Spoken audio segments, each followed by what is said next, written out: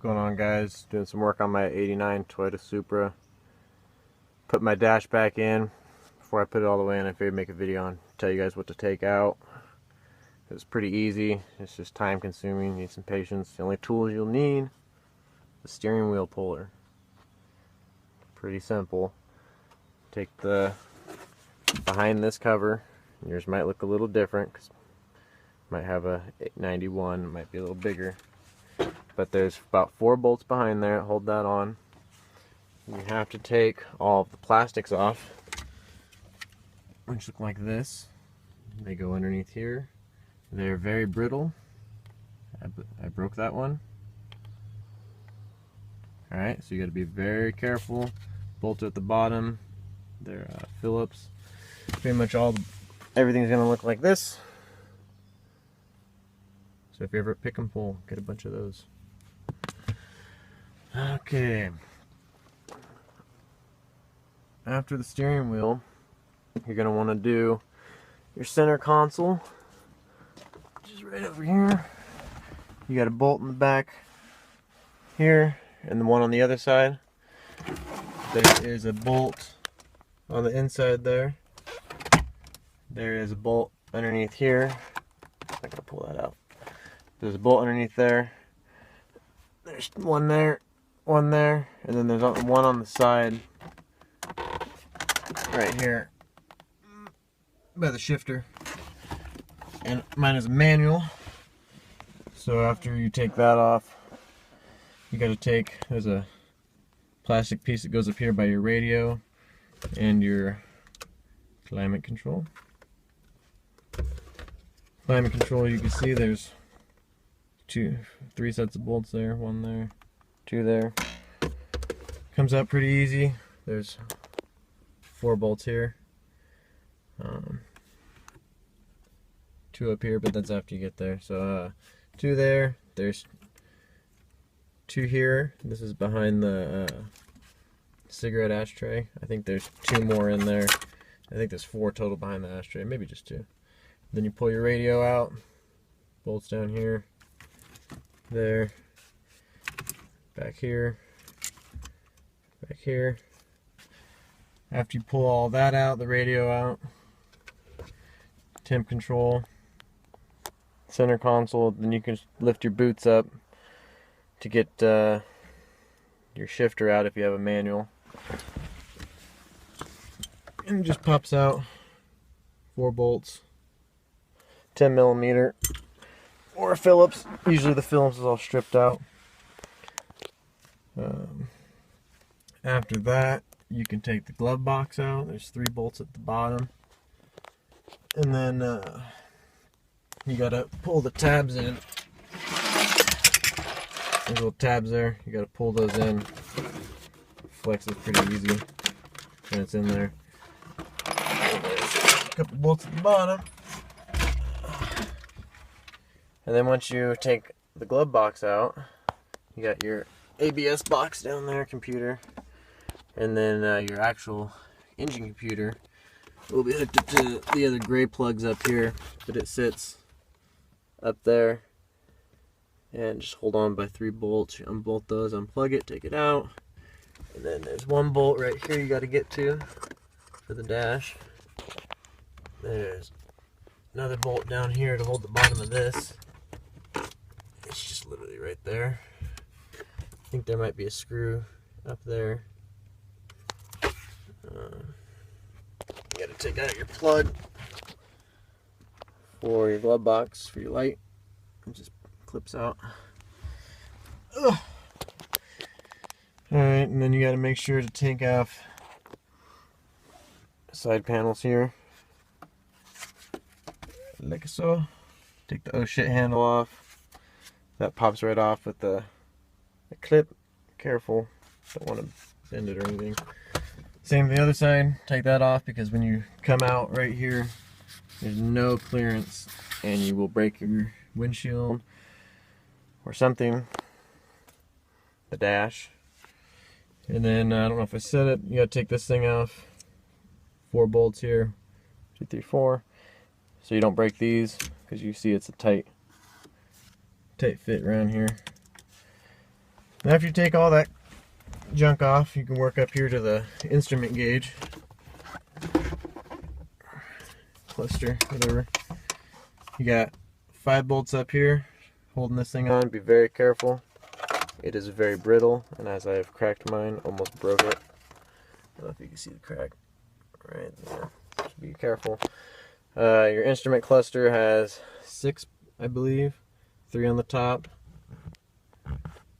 3 on the bottom. 1, 2, and 3.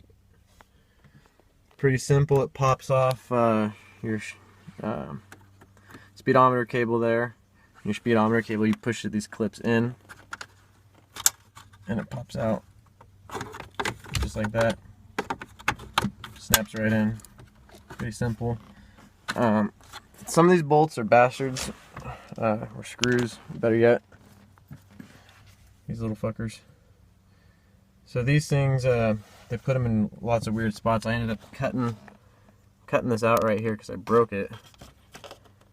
Because this metal bracket right here has to come out, and there's a screw going that way. And it's pretty hard, you see, it's pretty hard to get a screwdriver back there. You gotta get a real small Phillips and have some good hand strength because it's in there good. And then you got a 10mm bolt up there, 10mm bolt back there. There's one back there. Pan out. So 1, 2, 3, 4, and 5. This guy, and then you gotta get this screw out. And then after that, and you gotta come over here and you gotta get your other illumination, lights out, dimmer switches. Well, that's pretty simple. It just pops off, disconnect them. And then down here, same thing is over on the passenger side. You gotta take a bolt off down here. You're gonna disconnect all these panels underneath here, which is just those screws that just come out. The other one right here, and the same thing. That's just screw comes out. After you get the cluster out, these are going to be into the back of it, and they just unplug. And if you look at the back of it, it's pretty simple. It starts over here, gets big, it starts getting smaller, downward, up here, gets big, smaller. It's pretty hard to mess that up. And then you're going to want to take this wire. Well, I guess you don't have to take that out, really. You can leave that in there. Oh, I lied. Don't listen to me. But listen to me. Haha. You have to take a screw out from there. It's going to be up here in this hole. Same here. There's going to be one here on this side. There it is, right here.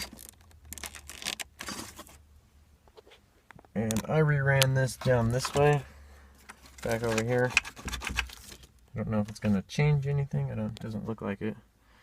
But as I mentioned before, after you get the instrument cluster out, there's a bolt there, or a screw there for your vent. The last but not least, after you get every screw out, run back, double check, see if you haven't missed anything. But then all that's left is way back here. You see this blue thing?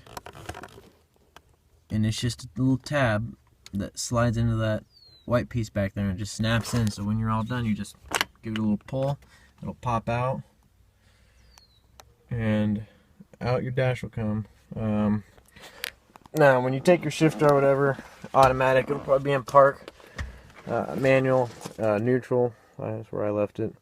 But you gotta have your e-brake on, you know, but to get the dash out, when you start taking it out right now, it's going to be beneficial to have it up right now. But once you get it a little further out, and you're going to want to, actually no, you just want to leave it down. So just block your tires. Block your tires, take the e-brake lever down, and you're good to go. I forgot I didn't take those out, and I almost broke it, and I scratched up my e-brake lever a little bit because I was rushing things. But there you guys have it. Let me know if I missed anything. I don't think I did. It's pretty Like I said, I mean, it took me 10 minutes to explain it. It takes about 8 hours to do it if you're lucky. You can get it done faster. It's just time consuming. If you do it in the weekend, like, you know, it's shitty because your heater core's behind there. Anything that happens to your air conditioning unit, you got to get, usually it's behind the dash. And they want to charge you a whole bunch of money to do it. So there you guys have it. Hopefully this helped you out on how to take out Toyota Supra Dash from 86 to 92. And like I said, if you have an automatic, I'm not sure how to get all the parts out, but it's pretty simple. They just give you a screw to take out. If you want, you know, label your screws, put them in a Ziploc bag. I guess one thing I did leave out is your e-brake lever, or e-brake lever, your hood latch lever. Goes up right there. 2 bolts. Take it out so you can get this panel off. Screws, sorry.